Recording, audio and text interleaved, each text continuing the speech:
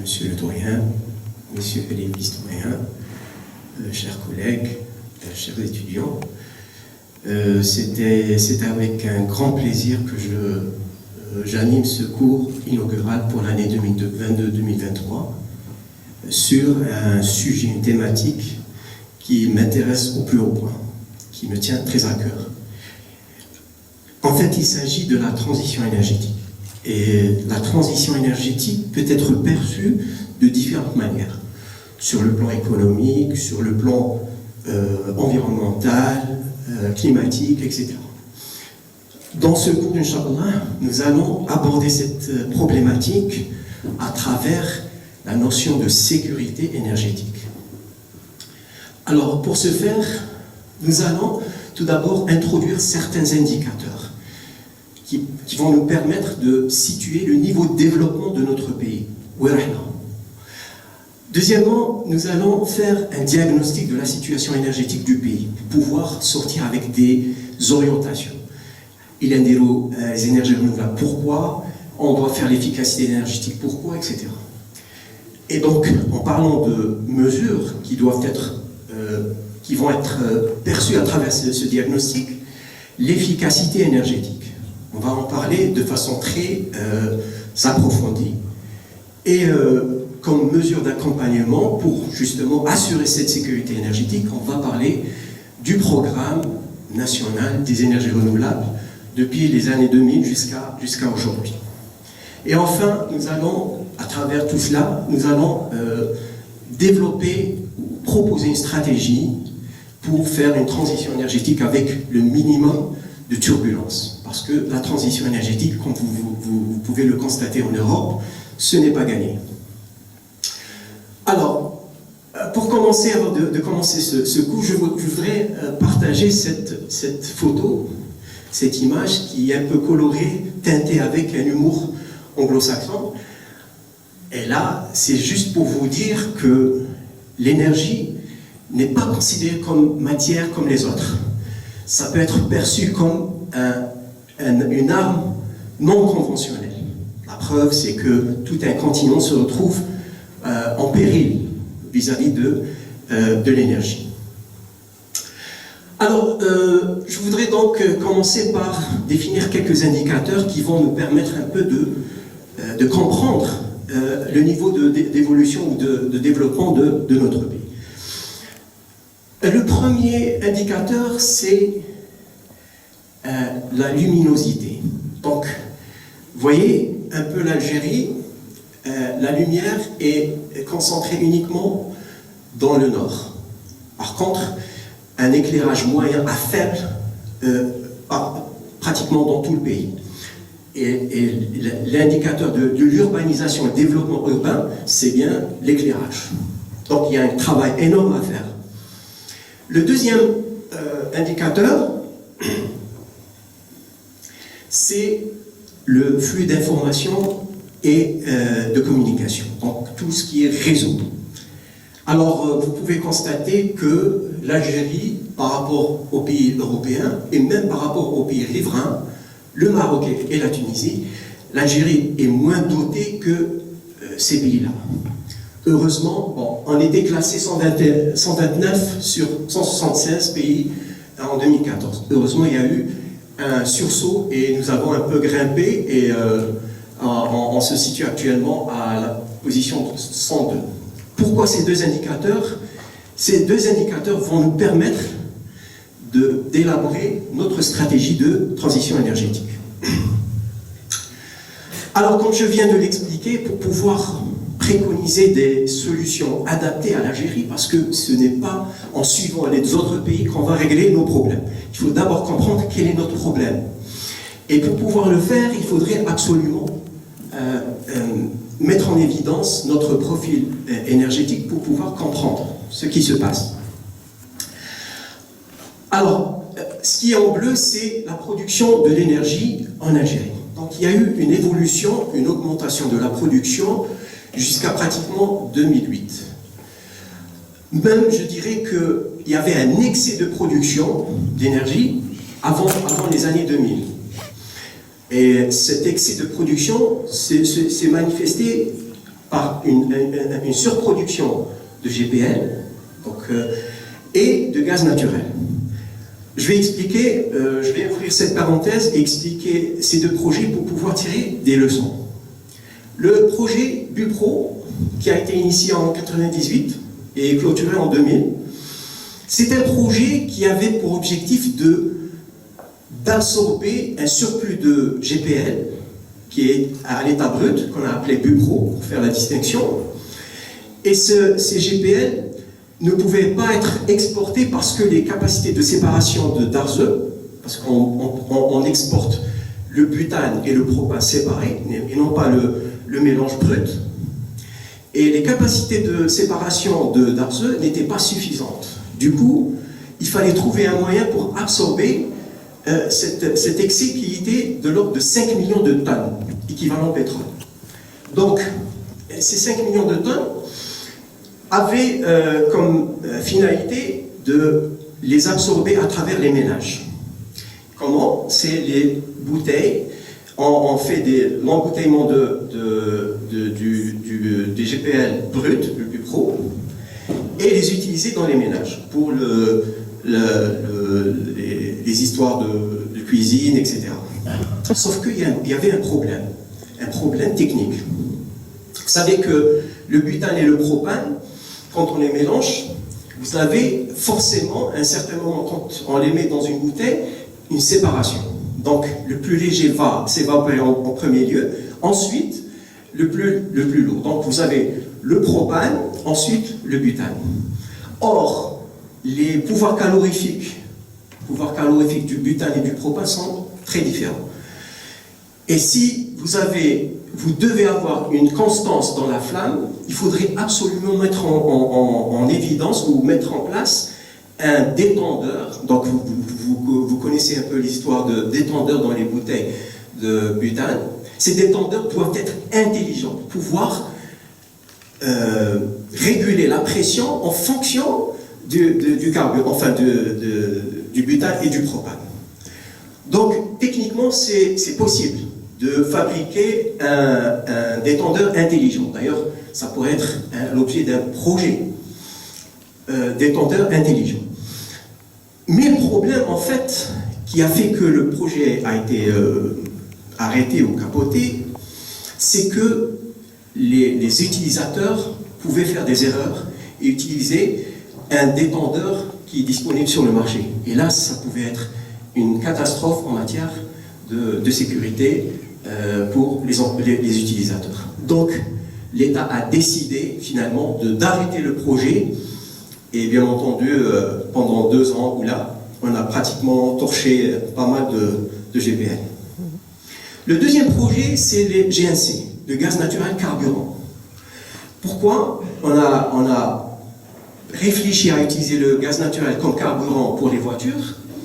Parce que le marché du gaz naturel, notamment les États-Unis, parce que le plus grand client de l'Algérie en matière de GNL, donc le gaz naturel liquéfié, était destiné vers les États-Unis. Or, les États-Unis avaient découvert le moyen d'extraire les gaz de schiste. Donc, on a perdu le marché des États-Unis. Donc, on avait un surplus qu'il fallait un peu utiliser ou consommer en interne. Donc, le gaz naturel carburant, encore une fois, Sonatrach a initié un projet pour justement utiliser le gaz naturel comme carburant pour les véhicules lourds. Encore une fois, la technologie des hautes pressions, parce que pour avoir une autonomie suffisante sur 400-500 km, il faut comprimer le gaz à de très hautes pressions, jusqu'à 100 bars. Techniquement, c'était possible, mais le risque, encore une fois, était très présent. Finalement, le projet est en cours, on essaie de développer des technologies à haute pression, moins chères, fiables, etc. Mais pour le moment, on est toujours au stade de l'essai et de l'étude. Alors, jusqu'à 2008, il y avait cette production croissante. Et puis, en 2008, nous avons constaté une décroissance en matière de production. Et tous les experts ont prédit que l'année 2008 constituait le peak oil, c'est-à-dire c'est le maximum qu'on pouvait produire. Et à partir de ce moment, on va enclencher la phase de descente. Donc, il y a une réduction en matière de production, et en contrepartie, vous voyez, la consommation est en train de galoper. Donc, en matière de capacité d'exportation, on voit que l'exportation diminuait de façon drastique. À telle enseigne qu'en 2015, 38% étaient destinés à la consommation intérieure et passe en 2019 à 43%. On avait à l'époque prédit que si on empruntait le même scénario que 2008-2009, on allait consommer pratiquement toute la production nationale jusqu'à 2030. C'est-à-dire 2030, on ne pouvait plus exporter. Bon, on a revu un peu les chiffres parce qu'il y a eu une décroissance en matière de consommation intérieure avec un indice moins important qui prévoit, bien sûr avec beaucoup d'incertitudes, parce que le monde de l'énergie est en train d'évoluer de façon imprévisible. Donc 2035, 2040, probablement on ne sera plus en mesure d'exporter. Donc, alors maintenant, il y a un problème, c'est qu'à un certain moment, on ne va plus pouvoir exporter et on va consommer tout ce qu'on importe, tout ce qu'on produit. Et vous le savez aussi bien que moi que l'économie de ce pays repose essentiellement sur l'énergie, l'exportation des hydrocarbures. Alors maintenant, il faut analyser comment on consomme pour pouvoir comprendre qu'est-ce qui se passe.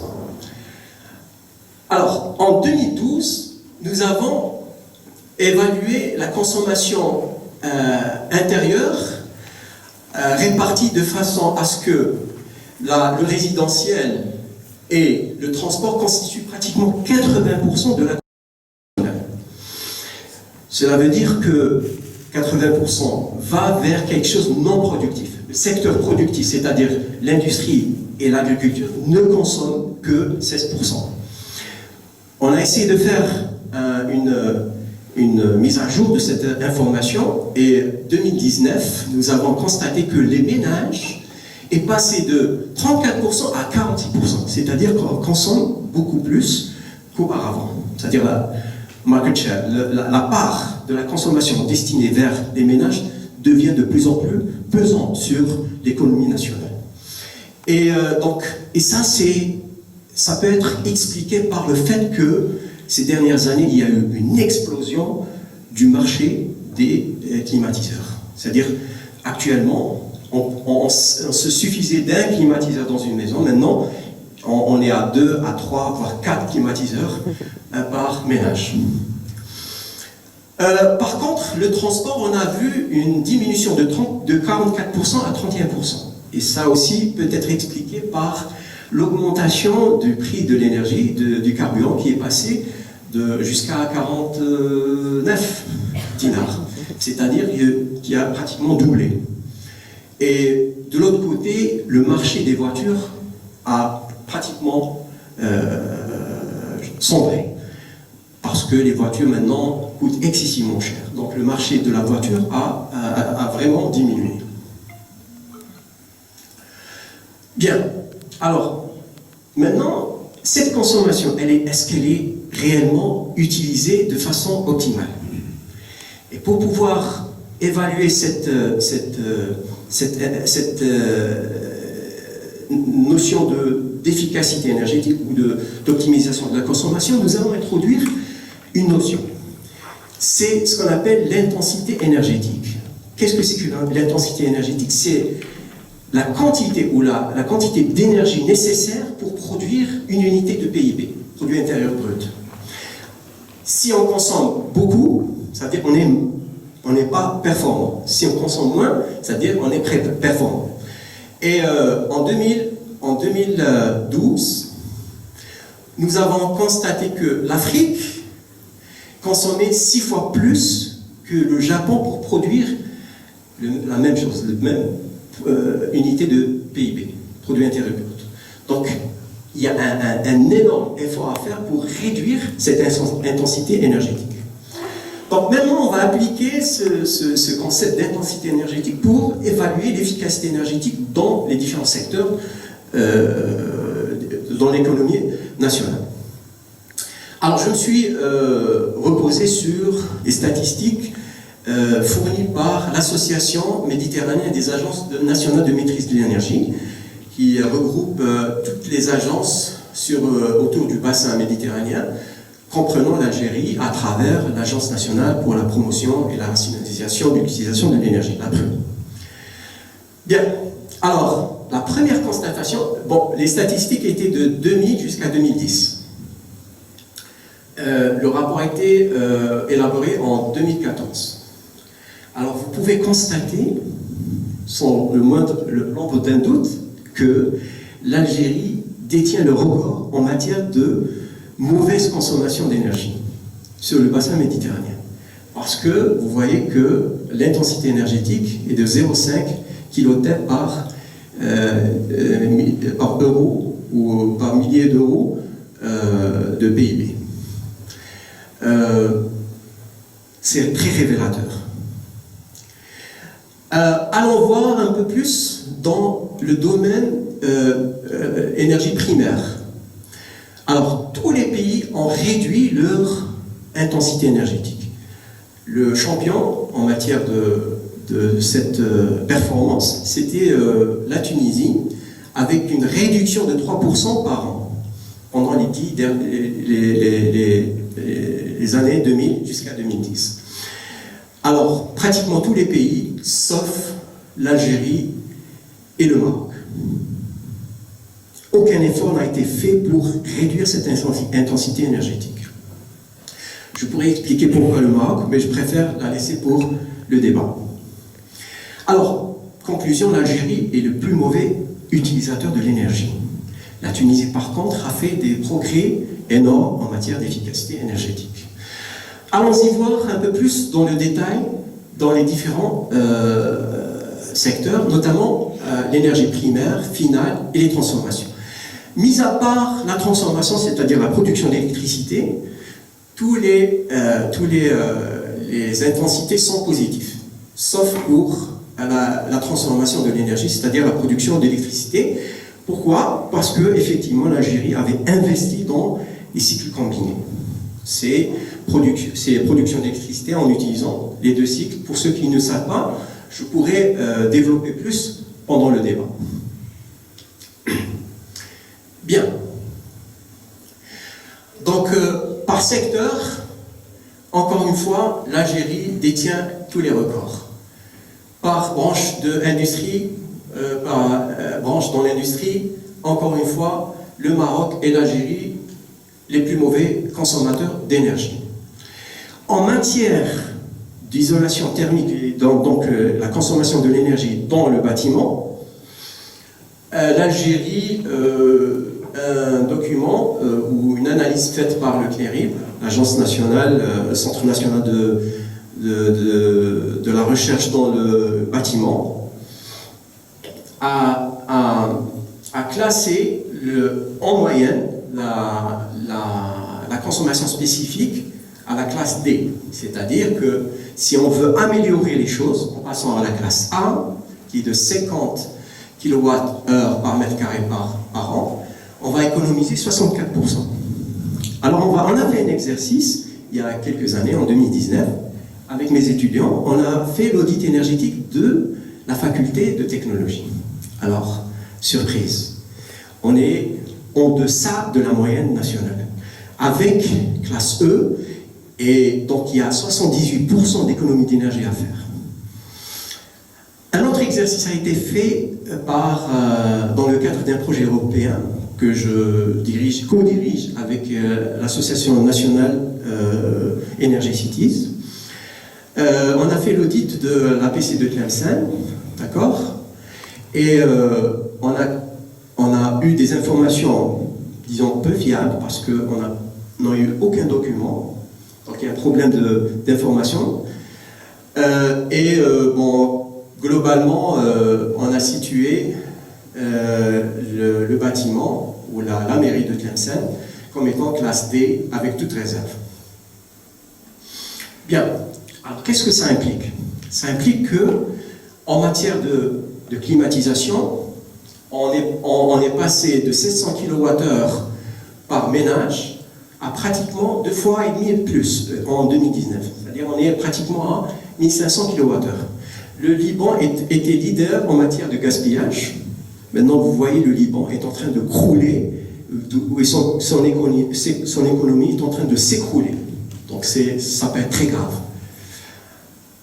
En matière de chauffage, encore une fois, le Maroc, l'Algérie et quelques pays d'Italie voient leur consommation spécifique pour le chauffage augmenter, contrairement aux pays européens et la Tunisie qui a fait beaucoup d'efforts.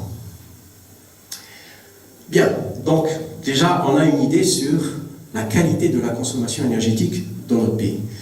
Maintenant on va parler un peu des énergies renouvelables comme étant une solution à apporter pour assurer cette sécurité énergétique. Alors, vous voyez un peu la part des énergies renouvelables entre 2000 et 2010, elle est pratiquement insignifiante, même pas 1%. C'était 0 et quelques. Donc, aucun effort en fait n'a été fait depuis 2000 et 2010. Et ça peut s'expliquer, parce que, si vous vous rappelez, pour les moins jeunes, le prix du bail était de 120 $. Donc, aucun intérêt de faire de l'économie de l'énergie et de se diriger vers les énergies renouvelables. Alors, un moyen très intéressant pour économiser de l'énergie et répondre à un besoin en matière d'eau chaude sanitaire qui est inexistant dans la plupart des institutions publiques de l'Algérie, y compris les universités. Aucune université en Algérie ne procure de l'eau chaude sanitaire. Et alors, juste pour tout à fait fliver. Donc, il faut réfléchir à cette question. Donc, aucun effort n'a été fait entre 2000 et 2010. À partir de 2011, il y a eu quand même 23 projets totalisant de 400 MW avec un investissement de 1,1 milliard de dollars. Donc en moyenne, il y avait une production de 4 heures par jour. Bon, vu le potentiel solaire en Algérie, c'est peu. C'est-à-dire l'exploitation du soleil pour la production d'électricité photovoltaïque n'était pas au point ou à la hauteur de nos espérances. En matière de chauffe-eau solaire, effectivement, en fin 2010, un projet a été initié par la PRU qui totalise l'installation de 400 chauffe-eau solaires. Et le programme a été reconduit l'année dernière. Donc il y a une volonté d'installer les chauffe-eau solaires pour les mosquées et peut-être l'université, pourquoi pas. Il faudrait juste se manifester parce que effectivement il y a une contribution de l'État jusqu'à 45%. Donc si ça coûte 100 millions, 10 millions, 4 millions 500 est supporté par le Fonds national pour la maîtrise de l'énergie. Quelques photos des réalisations de l'installation des chauffe-eau solaires dans quelques endroits en Algérie. Donc, faisons la conclusion. Donc, l'Algérie, depuis 2008, la production de l'énergie a baissé. Elle va baisser encore jusqu'à ne plus pouvoir compter sur les hydrocarbures. Deuxièmement, notre consommation ne fait qu'augmenter de façon drastique. Et cette consommation ne va pas vers les secteurs productifs. C'est juste pour la climatisation et le chauffage. L'essentiel. Donc, il y a problème. Il y a vraiment problème. Et puis, en termes d'intensité énergétique, comme je viens de le démontrer, l'Algérie est le plus mauvais consommateur d'énergie. Alors, en chiffres, on a augmenté notre consommation pour les carburants de 7%, l'électricité de 3%, le gaz naturel de 7%. On consomme 3 fois plus que les années 90. La PMA, et là, c'est une notion très importante, et vous allez voir dans ce qui va suivre l'importance de cette PMA. C'est quoi la PMA? C'est la puissance maximum appelée. C'est-à-dire quand on allume la lumière, ça va s'impacter sur la puissance développée par l'opérateur Sonelgaz. Et on a pratiquement la puissance maximale appelée a été multipliée par 6 par rapport aux années 90.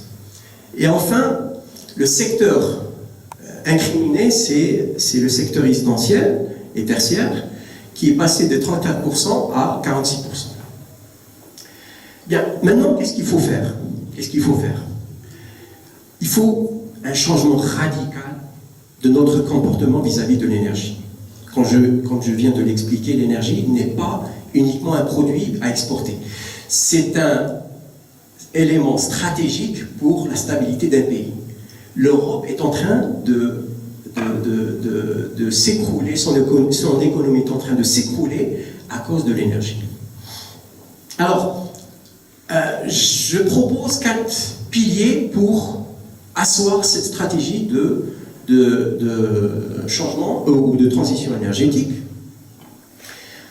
La première, de toute évidence, c'est le renforcement de l'efficacité énergétique. On ne peut pas produire de l'énergie et le gaspiller en parallèle. Ça n'a pas de sens. Deuxièmement, la contribution des systèmes de technologie de l'information et de la communication. Et je vais vous expliquer pourquoi. Il faut développer la recherche dans le domaine de la récupération des hydrocarbures et en particulier le gaz naturel, et je vais vous donner un exemple. Et enfin, développer les énergies renouvelables de façon plus pratique et de façon sérieuse. Alors, pourquoi ça ne marche pas, ou l'efficacité énergétique ne marche pas en Algérie? Est-ce que quelqu'un a une idée? L'absence de réglementation. Ou même si elle existe, elle n'est pas applicable. Qui va l'appliquer, qui va la surveiller, qui va la... C'est un point qui est très important, mais le point le plus important, c'est la tarification. Alors, l'Algérie, si je la mets ici, c'est pratiquement autour de 0. D'accord. Je l'ai comparé avec les pays européens. Maintenant, je vais le comparer avec les pays africains. On est les moins chers dans tout le continent africain. Et ça ne va pas encourager les gens à investir dans l'efficacité énergétique. En 2017, nous avons lancé une étude. Alors, je ne sais pas si ça va marcher. On a lancé une étude avec nos étudiants. Oui. Je sais pas.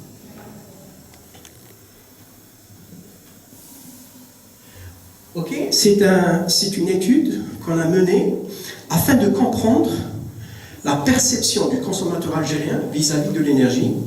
Donc, une enquête nationale a été élaborée par nos soins avec nos étudiants et nous sommes sortis avec des conclusions très intéressantes. Ça, c'est un peu la promotion du projet. C'est une idée de promotion du projet qu'on avait initié avec nos étudiants, qui sont vos collègues, qui sont actuellement ailleurs, notamment en France ou en Europe, ou dans des entreprises comme Sonatrach, des gens qui ont réussi. Donc, je vais passer. Je crois que je vais passer. Alors, le problème de la tarification en Algérie se pose de façon incomprise. Je ne sais pas si c'est par l'opérateur ou bien par le décideur. Actuellement, on procède à la tarification par tranche de consommation. de 1 à 100, exact. Donc 125 kWh, entre 125 et 400 kWh, je ne me rappelle plus des chiffres. Or, le problème se pose de façon totalement différente. Quel est le problème de Sonelgaz? Le problème de Sonelgaz, c'est la gestion du pic. C'est-à-dire que Sonelgaz est en train d'investir et de crouler sous les têtes à cause de la capacité de production d'électricité. Chaque année, elle doit investir plus pour ne pas tomber dans le blackout, comme l'année 2003. Si vous vous rappelez, en 2003, l'Algérie était dans le noir à cause de la consommation qui a dépassé l'offre. D'accord? Donc, on est passé pratiquement, on a multiplié le pic par 3, 5 000 à 16 000, pratiquement par 3. Donc le pic a été multiplié par 3. Et ce pic, qu'est-ce que c'est? C'est une pointe qui représente une surconsommation ou un appel de l'énergie en même temps, et essentiellement à cause de la climatisation. Donc la climatisation, c'est un gros problème. Vous voyez, on est passé d'un pic de 16 224 MW en 2021, le 15 août, à 16 822, pratiquement 3%. Je l'ai calculé, c'est 3%. Donc en une année, le pic a augmenté de 3%. Donc investir chaque année pour augmenter la capacité, pour répondre à un point ponctuel, c'est dangereux pour Sonelgaz et c'est dangereux pour le pays. Alors si on voit en fait qu'est-ce qui est appelé par l'industrie, c'est entre 8h et 17h, 8h du matin à 17h. Donc le pic se situe entre 18h et 22h. Donc il faut absolument régler ce problème, il faut aplatir cette courbe. Comment? Pas à travers la tarification par tranche de consommation. Il faut aller vers la tarification par tranche horaire. Et il faut que Sonelgaz le fasse ou que le décideur algérien, ça se fait actuellement. Il y avait même une campagne de Sonelgaz pour justement proposer la tarification par tranche horaire. Donc, c'est inévitable. Sinon, on va droit vers le mur.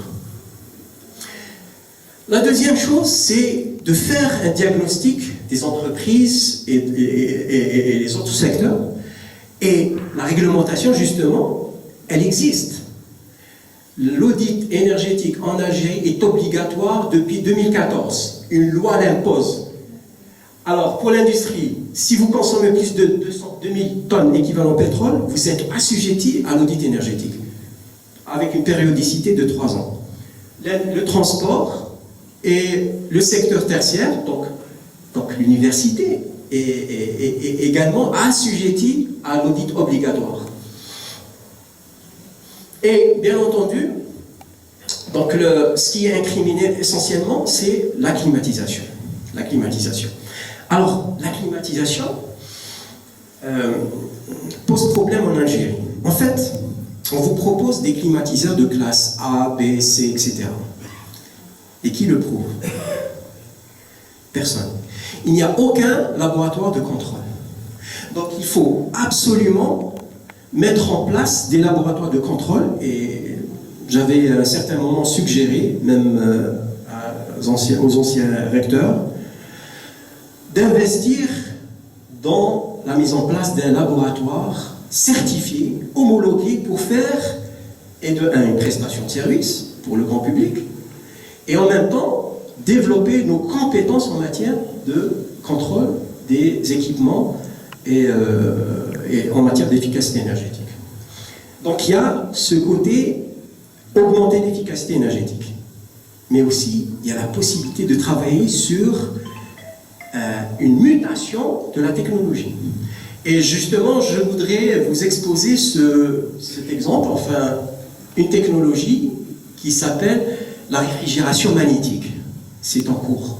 Les gens travaillent dessus pour justement réduire la consommation dans la climatisation due à l'utilisation des compresseurs. Alors, qu'est-ce que c'est?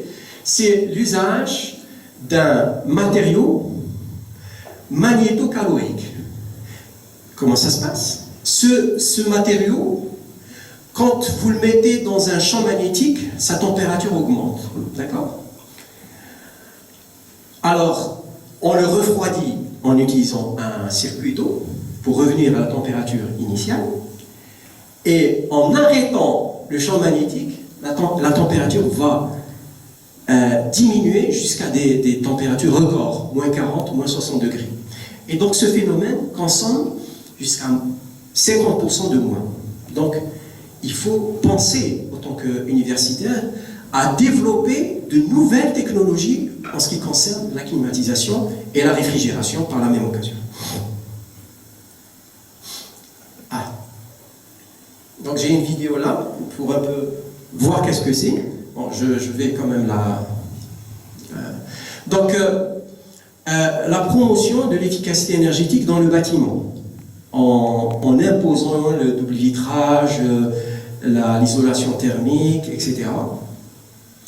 Et l'Algérie, malheureusement, vient d'être confrontée à un problème en ce qui concerne l'isolation thermique. Vous devez savoir que le polystyrène, depuis 2020, est techniquement interdit. Pourquoi? Parce qu'il contient un retardateur de flamme. Cette fameuse molécule HPCD, qui est en fait un POP, c'est une particule organique polluante et qui est cancérigène. Donc techniquement, l'Algérie, après avoir signé le protocole de Stockholm, l'Algérie n'est plus en mesure de le faire ou d'utiliser le polystyrène pour des raisons de santé. Alors, maintenant, beaucoup de recherches sont en train de se faire. Ici, à Tlemcen, dans notre laboratoire notamment, par la promotion d'un matériau qui existe en abondance. Monsieur Hajmi, qui est là, mon doctorant, qui travaille dessus. C'est quoi? La diatomite. La diatomite étant une roche qui existe en abondance à la wilaya de Sikh et qui peut être utilisée pour l'isolation thermique. Ah, maintenant, en matière de télécommunication, comment peut la télécommunication réduire la consommation énergétique? En évitant aux gens de se déplacer vers la banque, vers les services, notamment la mairie, etc.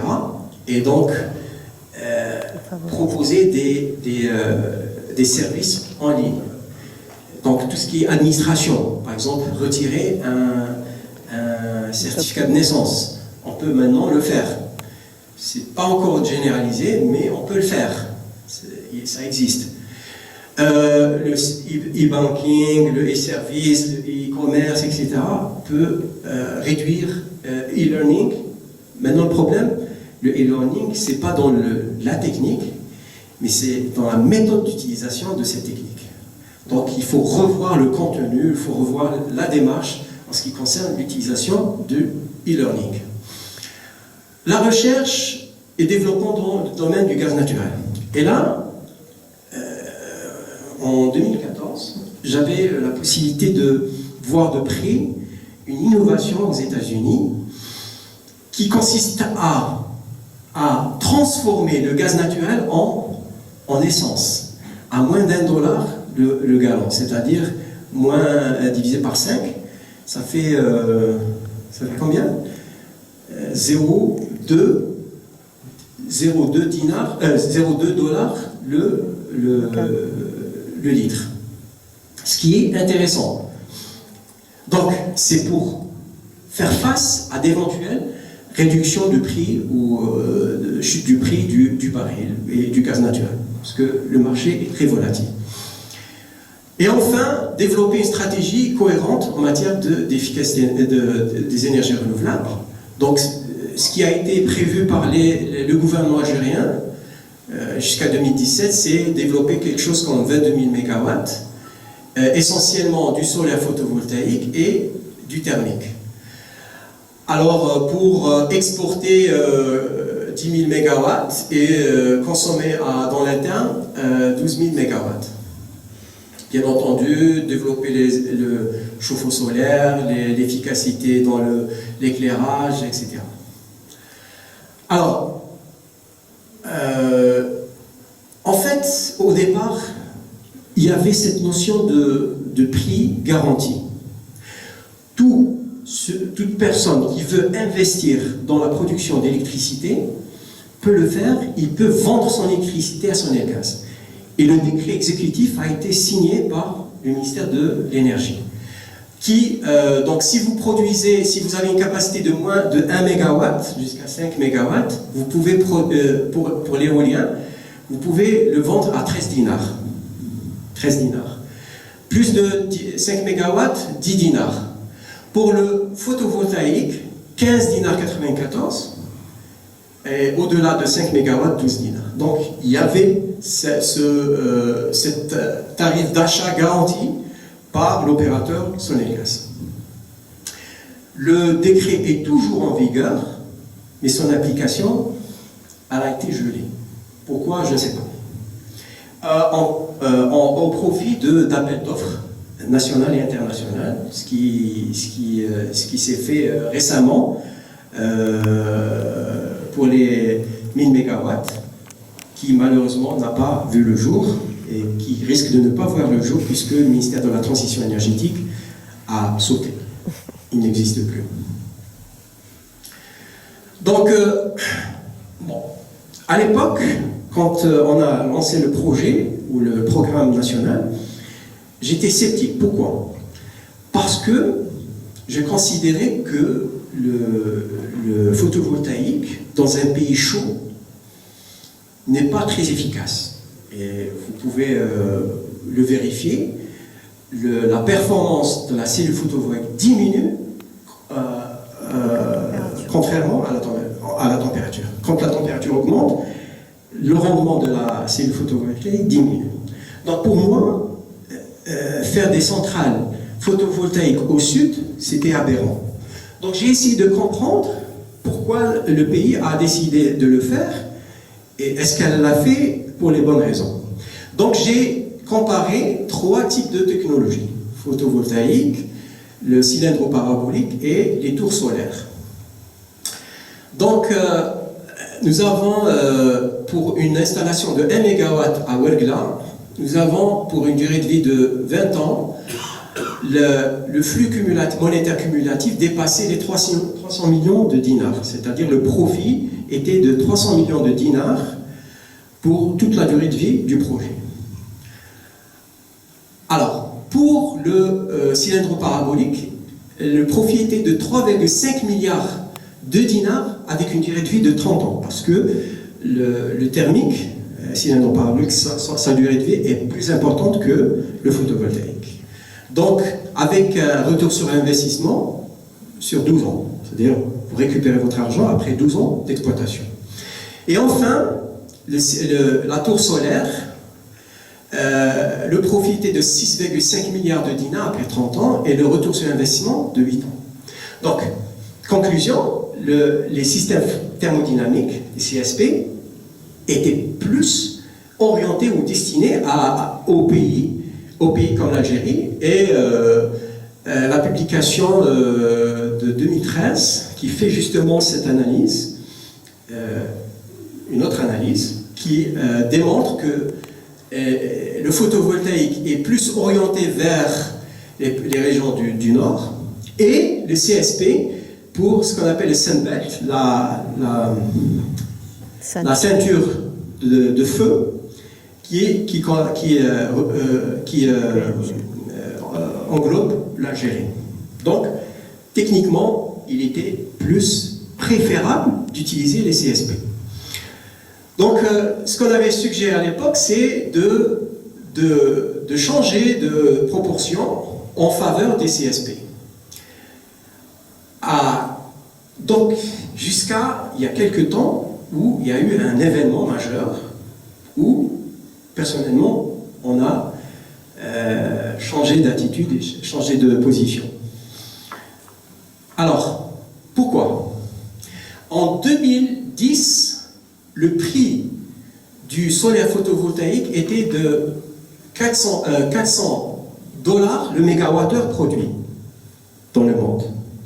Il est passé à 50 $ en 2022. C'est-à-dire qu'il y a eu pratiquement une réduction de 86%, ce qui rendait en fait le photovoltaïque plus économique, même s'il est moins performant au sud. Il est maintenant plus intéressant d'investir dans le photovoltaïque. Et même l'Agence internationale de l'énergie n'avait pas prévu ça, parce que le marché chinois a complètement déstabilisé le marché du photovoltaïque avec une surproduction qui a pratiquement mis sur les rotules Siemens, qui a mis la clé sous le paillasson ou sous la porte à cause de ce phénomène de production de 50 $. Donc, et on prévoit à ce que le mégawattheure soit autour de 30 $ en 2030. Voilà, donc je laisse quand même quelques questions pour les débattre, si vous voulez. Est-ce que c'est intéressant d'investir dans les grands projets ou bien de faire des mini-centrales qu'on va pouvoir connecter au réseau? Quelle est la meilleure stratégie? Est-ce que c'est intéressant de faire de la production d'hydrogène vert en Algérie? On parle beaucoup d'hydrogène vert. Est-ce que c'est intéressant? La question se pose. Également, une autre question qui peut surgir, c'est les voitures électriques. Est-ce que c'est intéressant d'investir dans les voitures électriques en Algérie? Alors, toutes ces questions, je vais les laisser pour le débat, si vous souhaitez débattre de ces questions. Voilà, je vous remercie pour votre attention.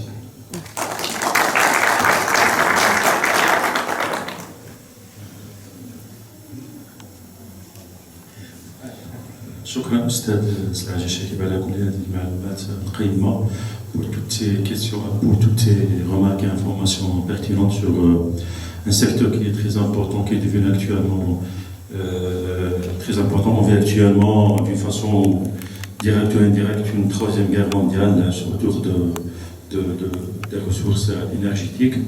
Donc au niveau de notre faculté, bien sûr, nous avons toute une formation, licence, master, autour de l'énergétique. Nous avons même une formation doctorale, mais aussi nous avons tout un laboratoire de recherche et nous sommes très fiers d'avoir ces compétences-là qui travaillent sur ces questions stratégiques.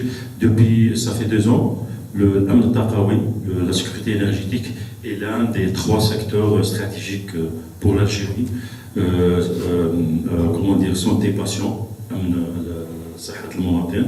la sécurité alimentaire, ce qu'on mange. Et puis, troisièmement, c'est cette question-là, la sécurité énergétique. Il y a trop d'informations pertinentes, donc sans trop tarder, je vous laisse la parole pour s'adresser à des remarques, des questions à poser. Oui, faites-le.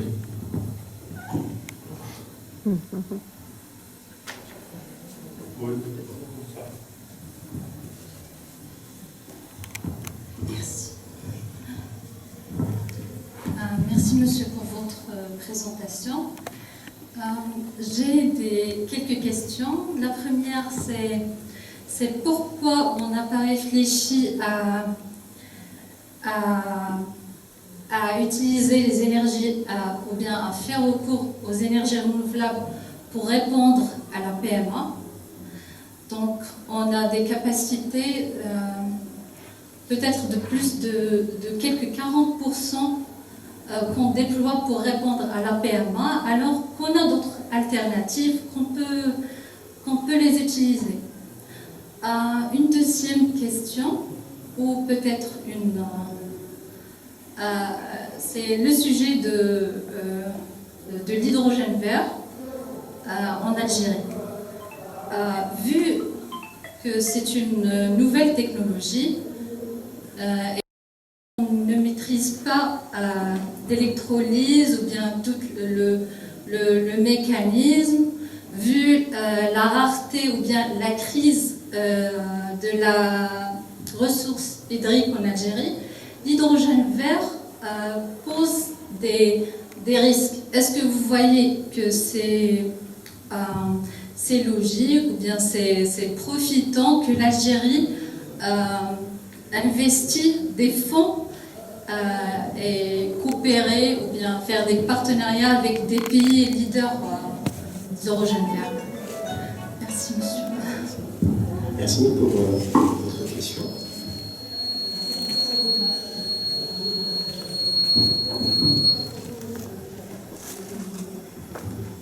Alors, pour répondre à la première question, est-ce qu'on peut utiliser les énergies renouvelables pour répondre à la PMA?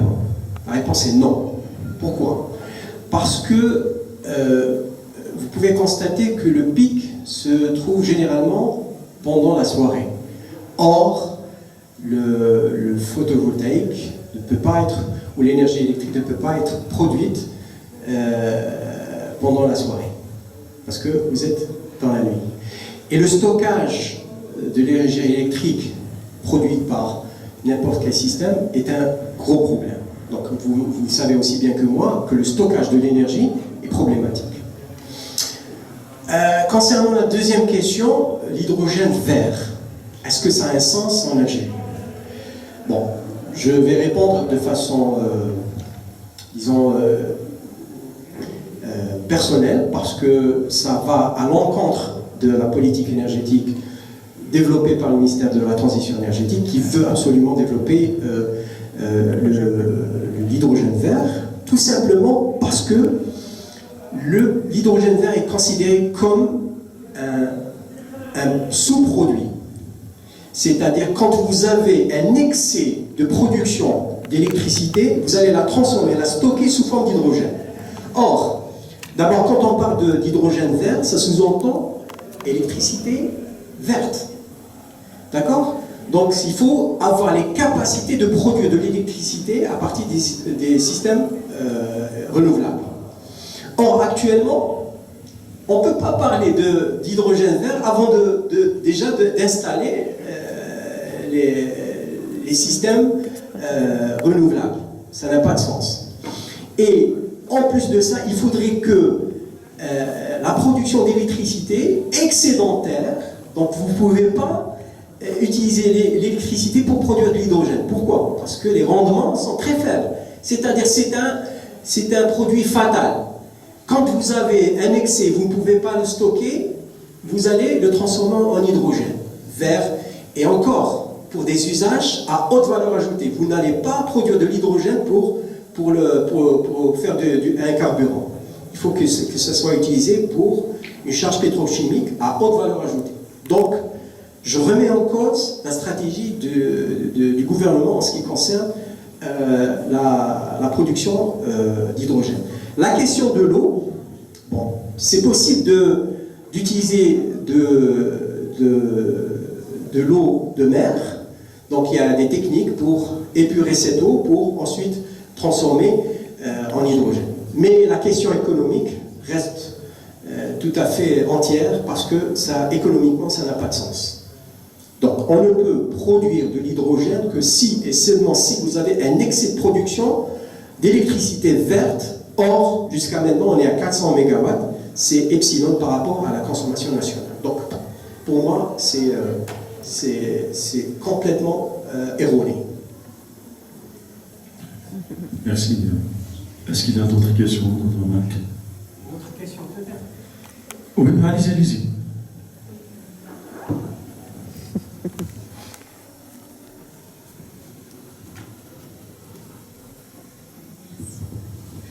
Monsieur, une question, c'est que l'Algérie développe ou bien veut développer des programmes de production d'hydrogène vert pour l'export. Parce qu'il y a maintenant un marché européen qui demande, une future demande d'hydrogène vert pour le marché européen. Donc, mais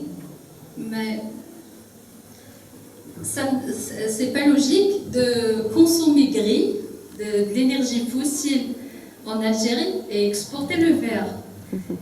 Mais point de vue économique, si on veut, après 2030-2035, compenser la rente fossile du pétrole ou bien du gaz, ça sera peut-être une idée de développer l'hydrogène bleu ou bien gris ou bien même vert et l'exporter vers l'Europe.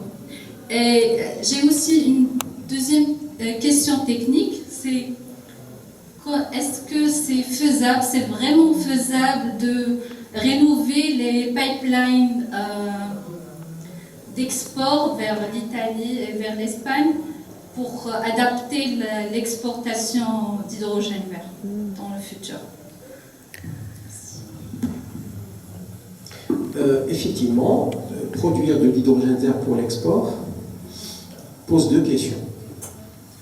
Les coûts de production, vous allez faire monter toute une installation de quelques 1000 MW, voire plus, pour exporter, au détriment de la consommation nationale. La question du prix, comme je vous l'ai expliqué, se pose. Mais cette question ne se pose pas si vous avez à produire de l'hydrogène comme produit fatal, parce que vous n'avez pas où le stocker. Produire pour l'exporter, ça, économiquement, il faut le vérifier, économiquement, est-ce que c'est rentable? Je ne pense pas. Même si actuellement on est en train d'améliorer les rendements des électrolyseurs. Techniquement, actuellement, et je sais à qui vous faites allusion, à l'Allemagne. L'Allemagne a un gros problème. Bon, la part des énergies renouvelables est très importante. D'accord? Même, il y a une surproduction. Mais pendant une journée, les pics, ils sont obligés de faire appel au charbon et au gaz russe. D'ailleurs, la crise actuelle le démontre que l'Allemagne est toujours tributaire des systèmes autres que les énergies renouvelables. Donc, il y a un excès de production pendant la journée. Comment faire? Ils font de l'électrolyse pour produire de l'hydrogène, même faire ce qu'on appelle la méthanisation, c'est-à-dire transformer l'hydrogène en méthane. Donc, pour pouvoir, parce que le pouvoir calorifique de l'hydrogène est très faible, et le stockage de l'hydrogène est très dangereux, donc il y a un problème de sécurité. On préfère du coup faire de la méthanisation, produire du méthane à partir de l'hydrogène pour faire face à ces problèmes de sécurité.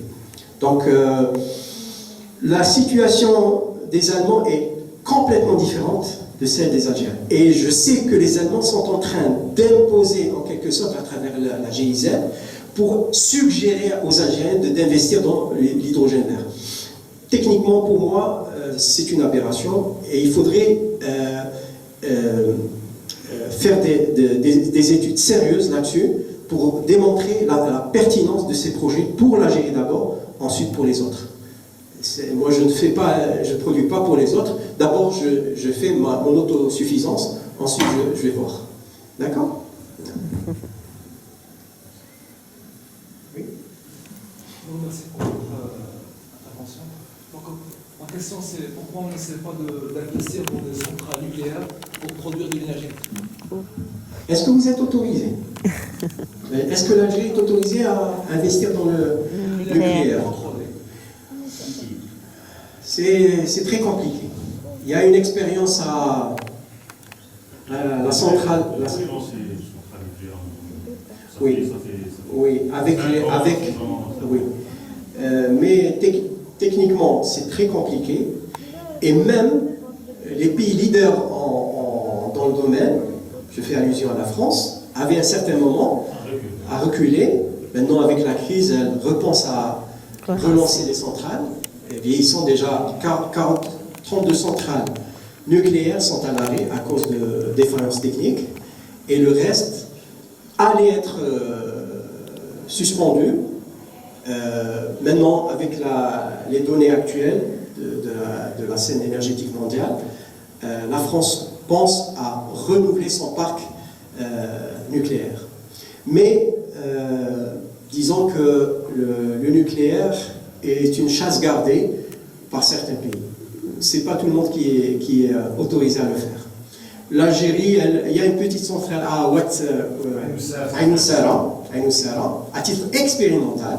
Donc c'est vraiment une mini-centrale pour faire des petites recherches.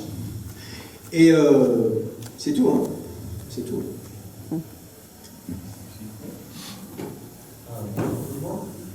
Alors j'ai une question et un complément d'information. Bon, avant de poser ma question, complément d'information, parce qu'on a bien compris, le constat est assez ferme par rapport aux efforts qui ont été déployés dans les 20 dernières années. Pour relativiser un peu, c'est tout à fait normal parce que le parc immobilier a doublé, le premier 1 million de logements, le deuxième 1 million de logements, on voit que la part des ménages est colossale, 40%. Ce que vous avez dit que la climatisation et peut-être même le chauffage est peut-être le premier responsable de cette situation. Moi, ma question, c'est-à-dire en visant le chauffage, la climatisation, aussi pour faire face à cette crise énergétique, à titre humoristique, si vous étiez le ministère de l'énergie, qu'est-ce que vous adopterez pour faire face à cette crise énergétique? Parce qu'on a bien compris, les énergies renouvelables, difficiles à stocker, peut-être une petite exception pour les barrages, comme étant énergie propre.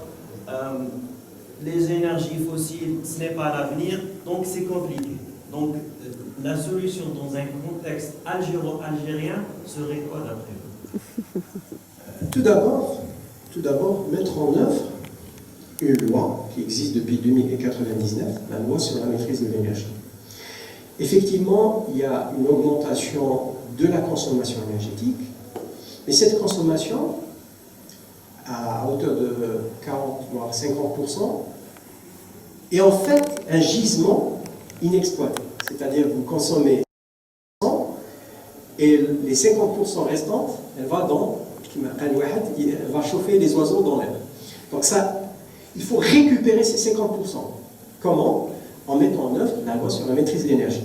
Donc je vous ai donc démontré que les intensités énergétiques sont les plus hauts, les plus importantes dans le bassin méditerranéen. Donc si on réduit déjà ces intensités par l'isolation thermique, la climatisation, les compteurs d'électricité intelligents. oui, ça c'est la tarification horaire. Ça, la tarification horaire qui doit s'imposer aux consommateurs algériens, revoir la tarification tout simplement, développer l'usage plus intéressant du gaz naturel au lieu de l'exporter de façon rudimentaire pour le chauffage ou pour la pétrochimie des autres. Il faudrait réfléchir à développer la transformation du gaz naturel sous d'autres formes à très haute valeur ajoutée. Donc, il y a la question des énergies renouvelables qui pourrait répondre en partie à cette consommation nationale, mis à part les pics, sauf s'il y a une mutation technologique qui permet donc de stocker de l'énergie. Il y a aussi les gaz de schiste. Il y a eu un grand débat. Je pense que, si ma mémoire est bonne, l'Algérie détiendrait au conditionnel le deuxième, voire le troisième plus grand potentiel de gaz de schiste dans le monde. Son exploitation est problématique.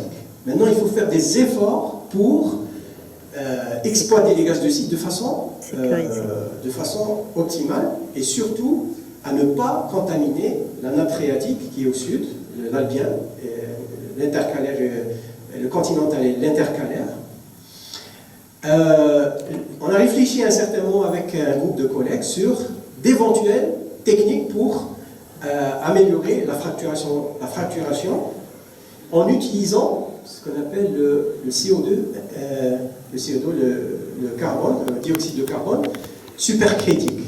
Qu'est-ce que ça veut dire supercritique? C'est un liquide qui a la viscosité d'un gaz, une quantité de mouvement d'un liquide.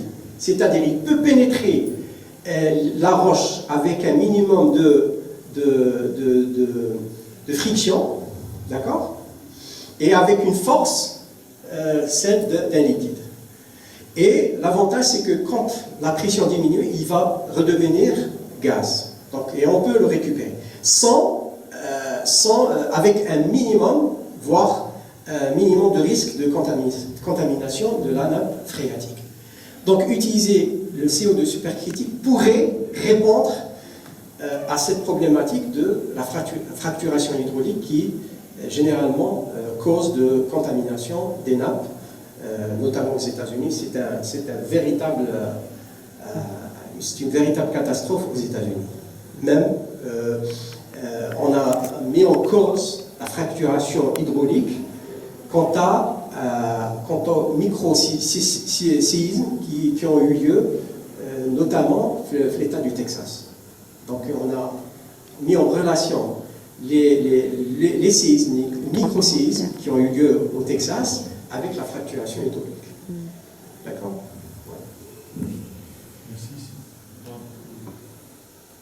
Je ne sais pas si, une petite question, je ne sais pas si ce magazine travaille actuellement sur des solutions alternatives, intelligentes en ce qui concerne l'efficacité énergétique en termes de compteur. Vous savez, des compétences solaires. Je ne pense pas qu'un compteur intelligent il est très difficile à réaliser pour. Oui, absolument. Bien sûr, d'ailleurs, du certification, oui, certes. Il faut maintenant appeler, il faut travailler là-dessus. Hein. Comme vous avez parlé tout à l'heure, c'est un laboratoire, il faut aller vers ce qu'on appelle l'accréditation. C'est ce que nous avons défendu ici au niveau de la faculté. Il y a un ensemble de laboratoires qui essaient de faire des essais, des mesures, des talonnages. On ne peut pas faire ça actuellement sans passer par une étape. Ça nécessite un peu de l'argent, hein. Il faut investir un petit peu. Mais par là, je pense qu'on peut rentabiliser de l'argent investi dans cette étape ou dans cette procédure d'accréditation. Absolument. En fait, pour pouvoir injecter de l'énergie électrique dans le réseau, il faudrait qu'il soit intelligent. Donc, à terme, Sonelgaz va se doter d'un réseau électrique intelligent, Smart Grid. Donc, le Smart Grid est un objectif de Sonelgaz. On avait tout un master ici, un professionnel. Ouais. De la faculté, il y a une équipe là-bas. Très bien. Donc, maintenant, la cadence avec laquelle Sonelgaz agit dans ce domaine, peut-être n'est pas à la hauteur des espérances des uns et des autres. Mais effectivement, tout ce qui est intelligence doit être introduit dans la production d'électricité, y compris le réseau intelligent, les réseaux électriques intelligents. En termes de panneaux photovoltaïques, de panneaux thermiques, des miroirs, la tendance actuelle en Algérie, est-ce qu'on est en train de favoriser l'une ou l'autre solution? Alors, il était question de favoriser le photovoltaïque, puisque après l'échec aux appels d'offres qui ont été lancés par la CREG, l'Agence de régulation de l'énergie et de l'électricité du gaz, donc il était question de lancer 100... Non, pas du tout. C'était un projet initié par le ministère de l'Énergie. Et cette façon de produire, c'est ce qu'on appelle les IPP, les Independent Power Producers. Donc, c'est des particuliers ou des entreprises, pas nécessairement étatiques, vont investir dans la production d'électricité. Donc, ils vont fabriquer des centrales et vendre de l'électricité à l'opérateur Sonelgaz. Alors, malheureusement, l'Algérie reste un pays très très instable en matière de réglementation. La preuve, je vous ai donné une preuve, au départ, il était question de promouvoir les énergies renouvelables à travers une tarification assurée par l'État, les 15 dinars le kilowattheure, etc. Donc, beaucoup de gens, y compris ici à Tlemcen, je ne sais pas si vous êtes au courant, comment il s'appelle, celui qui fait actuellement Khalbouch. Tout à fait, Khalbouch avait investi pour une production de 1 MW, je crois, ou un peu plus, les hauteurs de je crois que c'était à 7 de haut. Et puis, du jour au lendemain, on vous dit, bon, on n'achète pas. Ça, c'est un problème. Pour que les investisseurs puissent venir en Algérie, il faudrait qu'il y ait une stabilité en matière de réglementation. Alors, je vous ai démontré qu'une loi, aussi un décret, une loi sur la maîtrise de l'énergie qui est complètement ignorée, avec des décrets, avec exécutifs, qui est là, et tout, c'est pas normal. Donc il faut réfléchir sérieusement à revoir notre démarche en ce qui concerne le règlement ou les réglementations pour quand même assurer une certaine stabilité pour l'investisseur.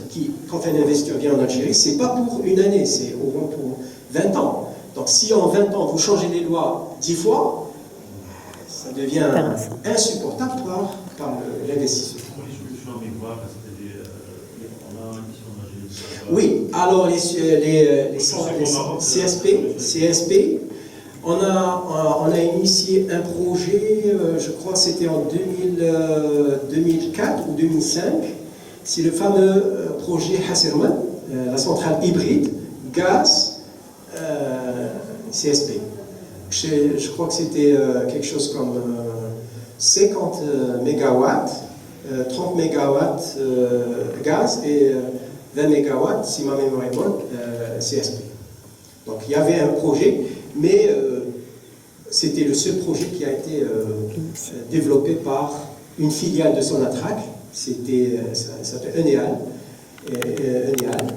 dirigé à l'époque par un certain Hasni, qui était directeur au niveau de Sonatrach. Il n'y a pas de questions, commentaires?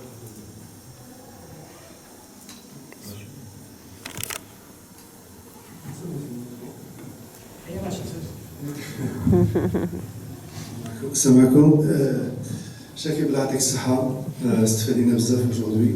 Donc je m'arrête sur cette question.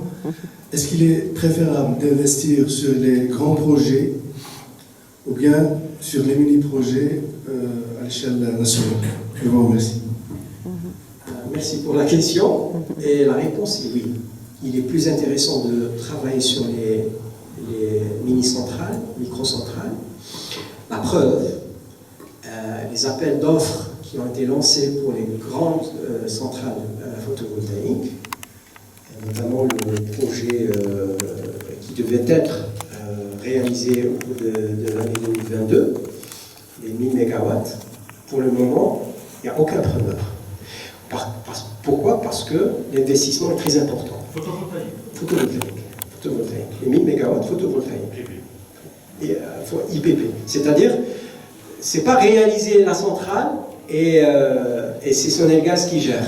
Non, c'est le producteur, c'est le privé, l'investisseur qui va mettre de l'argent avec Sonatrach pour assurer quand même une certaine stabilité et mettre en confiance l'investisseur. Et malgré ça, pour le moment, il n'y a aucun répondant. Je ne sais pas s'il va y avoir un autre appel d'offres, mais pour le moment, les gens sont timides. Par contre, les petites centrales photovoltaïques, les mini-centrales, les micro-centrales, est à la portée d'un privé. Il suffit juste que le réseau soit intelligent. Il faudrait mettre en relation les producteurs, les petits producteurs, privés, particuliers, et les mettre ensemble dans un sous-réseau par une interconnexion. Donc actuellement, il y a une technologie qui permet d'interconnecter les petits producteurs pour éviter des injonctions, trop d'injonctions sur le réseau, parce que ça peut être source de perturbation du réseau. Mais techniquement, c'est faisable. Et c'est ce que utilise actuellement l'Allemagne pour promouvoir les énergies renouvelables. Ce n'est pas les grandes centrales, mais c'est les micro-centrales à travers les petits producteurs. Et ça marche. Là, on a pratiquement consommé 10 ans en faisant du surplace. Parce que l'investissement est très important et garantir une qualité dans un pays à travers sa réglementation, c'est un problème. Il y a un troisième problème que je dois citer, c'est en fin de vie, parce que la centrale photovoltaïque a une durée de vie, 20 ans, 25 ans, tout dépend de la technologie. Après 25 ans, qui est propriétaire de la centrale? Actuellement, on utilise l'approche qu'on appelle BOO, Build, Operate and Own, c'est-à-dire vous allez installer votre installation, vous allez l'utiliser et elle va revenir comme étant votre propriété.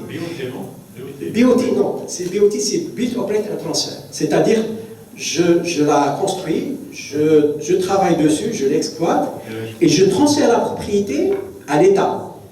Or, l'État actuellement ne veut pas, et ça se comprend, parce qu'une centrale en fin de vie, il faut la jeter.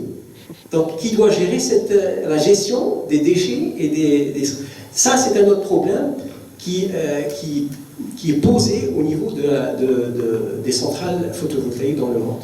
Qui va gérer les centrales après leur fin de vie?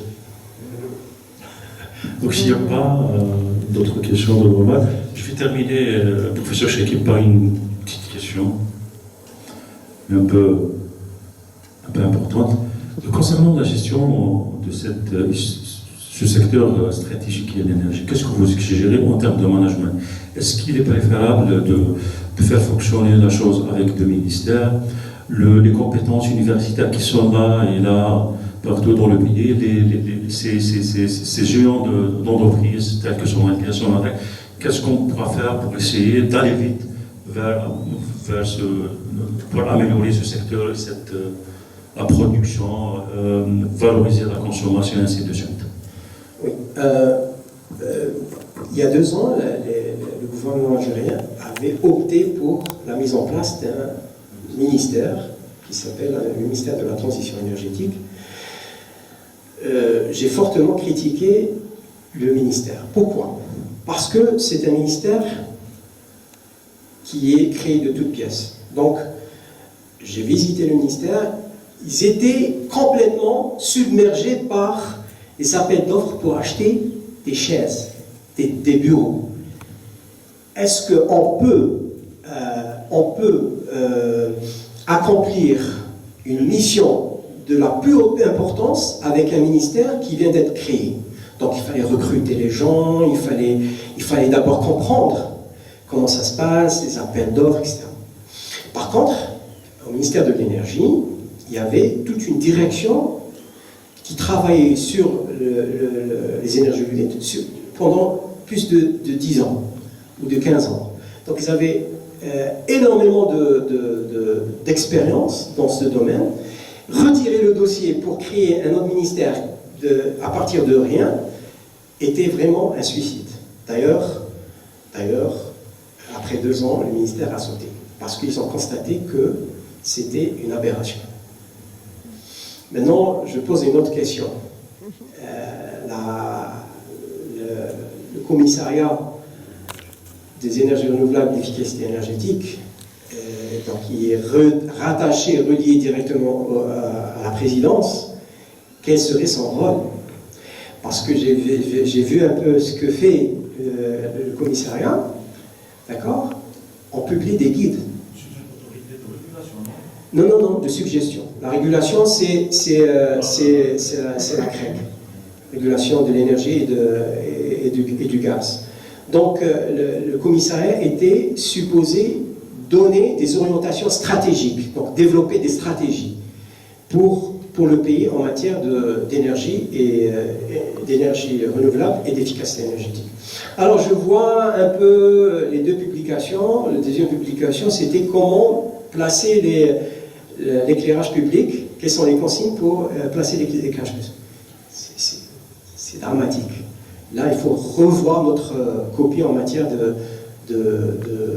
disons, de politique énergétique et les structures dédiées à cette politique énergétique. Voilà.